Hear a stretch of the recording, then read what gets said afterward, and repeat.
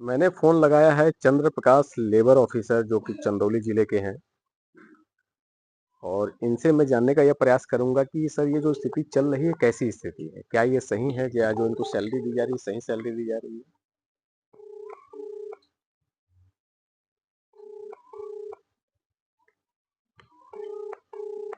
Hello. जी चंद्र प्रकाश sir जी नमस्कार, मैं हिमांशु तिवारी बात कर रहा हूँ पत्रकार वी आर द फैमिली से सर। अरे नमस्कार, और बताइए क्या हाल है? सर बढ़िया, बढ़िया, बढ़िया सर और कैसे हैं आप? मैं तो एकदम ठीक हूँ। तो सर मैं ये जानना चाह रहा हूँ सर कि मैं एक गाँव में आया था फ़तेहपुर गाँव में हेलो। हेलो? जी जी। जी सर मैं फ़तेहपुर गाँव में आया था। फ़तेहपुर गाँव है सर जो कि नियमताबाद ब्लॉक में पड़ता है। जी जी। और इस गांव में एक टंकी है सर, पानी टंकी है। हाँ। उस पानी टंकी में सर जो ऑपरेटर काम करते हैं वो कॉन्ट्रैक्टर बेस पे लेबर पे काम कर रहे हैं। अच्छा। और सर उनको सैलरी कितना मिलना चाहिए आपके हिसाब से, क्योंकि उत्तर प्रदेश का सरकार का प्रांगण है और कहीं ना कहीं हाँ। आउटसोर्सिंग का मामला है, यानी आउटसोर्सिंग लेबर रखे जा रहे हैं। अच्छा। तो सर कितना सैलरी मिलना चाहिए? उनको है लगभग 11,000। लगभग 11,000 मिलनी चाहिए। अब जी सर जी। जो यहाँ के जो एम्प्लॉय हैं उनसे हमारी जी। बात हुई तो उनको ना कोई नियुक्ति पत्र दिया गया, ना कोई अपॉइंटमेंट लेटर दिया गया, ना उनका पीएफ काटा जा रहा है, ना उनको ईएसआई दी जा रही है। और हाँ 24 हाँ। घंटे का उनसे कार्य लिया जा रहा है।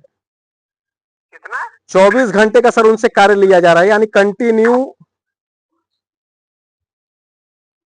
अरे तिवारी जी, कोई 24 घंटे कैसे काम करेगा? सर हमारे सामने सर ये प्रत्यक्ष में है सर, इनसे बात कर सकते हैं सर। अरे अरे आप भी अपना दिमाग लगा, कोई 24 घंटे काम कर लेगा? तो सर ये तो कह रहे हैं कि मैं काम करता हूँ 24 घंटे, मुझे अरे तीनों तीनों अरे शिफ्ट मेरे को दिया गया है। बिना बिना सोए हम आप काम कर पाएंगे कोई भी?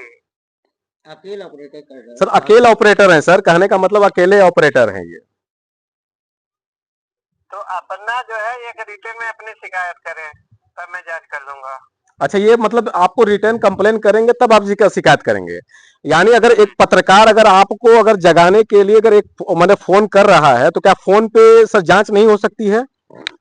फोन पे नहीं जांच हो पाएगी जब तक हमारे पास प्रूफ नहीं होगा, एक रिटर्न में इनको देना पड़ेगा। अब सर एक मैं ये जानना चाह रहा हूं सर कि जिस ठेकेदार के अंडर में ये कार्य करते हैं उस ठेकेदार के अंडर में तकरीबन 52 से। सर ये पहले सुनिए, सरकारी संस्था काम करा रही है, उसमें जो प्रिंसिपल एम्प्लॉयर है कोई सरकार की कोई बॉडी है।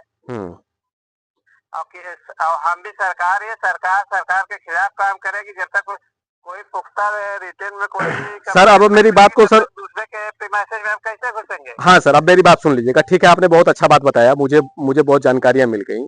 मैं एक लाइन में सर जी ये जी। जानना चाह रहा हूं सर कि उत्तर प्रदेश जी। सरकार का प्रांगण है, यानी पंप हाउस है, एक टंकी लगा हुआ है। मैं वही बात अब कर सर रहा मेरी हूँ। बात सुन लीजिए, एक थर्ड पार्टी को यहाँ पर रखा गया है जो कॉन्ट्रैक्टर का काम कर रहा है और उस जी। कॉन्ट्रैक्टर के अंदर में सर 32 पंप हाउस है। हाँ हाँ। और एक पंप हाउस पे एक व्यक्ति लगा है पंप ऑपरेटर, उसको हाँ 6,500 रुपए सैलरी मिल रही है और तकरीबन उससे तीनों शिफ्ट उससे कार्य करवाए जा रहे हैं। और इसके बाद आप कह रहे हैं कि आपका ये एक अलग विभाग है, यानी उत्तर प्रदेश सरकार एक अलग विभाग है, जो पंप ऑपरेटिंग भी एक अलग विभाग है, यानी जो थर्ड आउटसोर्सिंग पे जो लेबर को रखा जा रहा है वो एक अलग विभाग है। तो सर आप किस चीज के लिए कार्य करने के लिए आप हैं ये बता दें आप।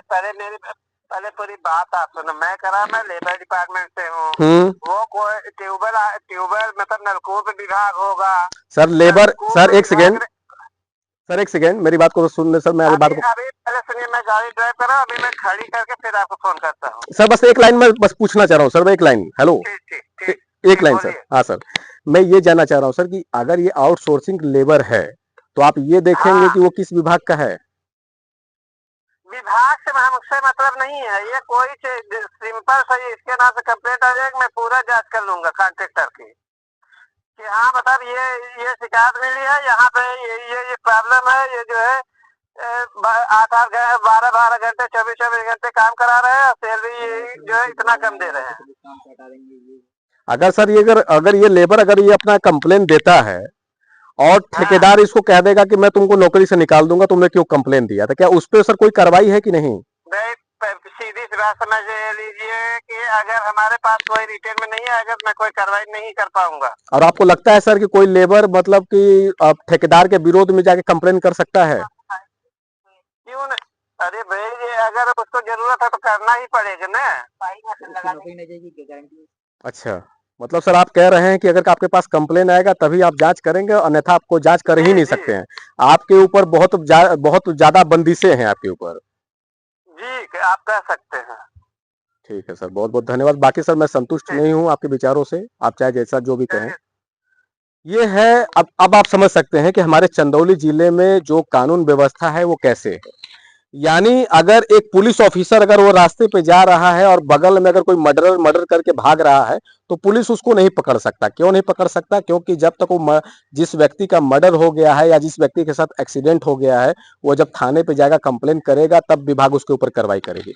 अगर कहीं विभाग का अगर मैं मेडिकल विभाग की बात करूंगा, सीएमओ साहब का, अगर वो किसी हॉस्पिटल में जाकर के निरीक्षण वो तब करेंगे कि जब उनको किसी पेशेंट की तरफ से कंप्लेन आएगा तब वो जाके मैंने निरीक्षण करेंगे।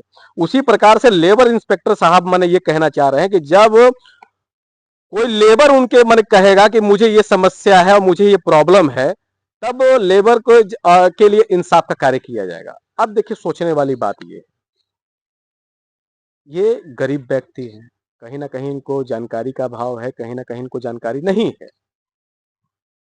और इनको ये नहीं मालूम, इनको ये भी नहीं मालूम कि इनको कितनी सैलरी मिलनी चाहिए, इनको क्या क्या सुविधा मिलनी चाहिए, इनको क्या क्या फैसिलिटी मिलनी चाहिए, इनको ये भी नहीं पता है। अब बताइए इनका हक कौन दिलवाएगा? अब जो 32 ऑपरेटिंग जो सिस्टम है, ये तो मान लीजिए ठीक है 32 ऑपरेटिंग सिस्टम मुझे तत्काल में दिख रहे हैं, लेकिन बाकी जो चंदौली जिले में जो ऑपरेटिंग सिस्टम खराब चल रहे हैं उसके ऊपर कार्रवाई कौन करेगा? क्या हर व्यक्ति इनको एप्लीकेशन देगा और फिर ये कार्रवाई करेंगे? गजब दुख है। शायद इसी वजह से गरीब व्यक्तियों का इंसाफ नहीं हो पाता है, गरीब व्यक्ति गरीब रह जाता है, गरीब व्यक्तियों का कभी उद्धार हो ही नहीं सकता, क्योंकि जिस प्रकार से अगर जो सरकारी व्यक्ति जिसको सरकार इसलिए पैसा दे रही है कि उनके जिले में कानून व्यवस्था सही सुचारू रूप से चल सके, और ये व्यक्ति कह रहे कि मुझे कंप्लेन मिलेगा तब मैं करूंगा। ना ये व्यक्ति कंप्लेन करने जाएंगे और ना इनको कभी इंसाफ मिलेगा। अब बताइए बीच में कौन आएगा? बहुत समस्या है।